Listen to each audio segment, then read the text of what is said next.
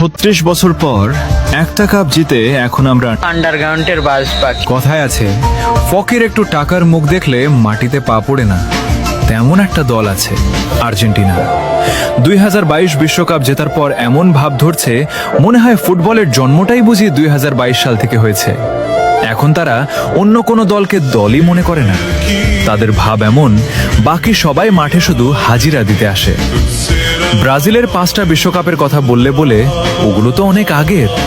আরে ভাই, পুরনো বলে ইতিহাস কি ডিলিট হয়ে যায় নাকি? তারপর আবার বলে সব বাপদাদার অর্জন। আচ্ছা ভাই, ইতিহাসের কথা তুললে পুরনো কথাই তো আসবে। আর তোমাদের ইতিহাসে তো ডিয়েগো মারাদোনার সেই হাতের গোলের গল্প আছে। তবুও এত ভাব। আর আমাদের বাপদাদাদের ছিল জমিদারি, 5টা কাপ রেখে গেছে উত্তরাধিকার হিসেবে।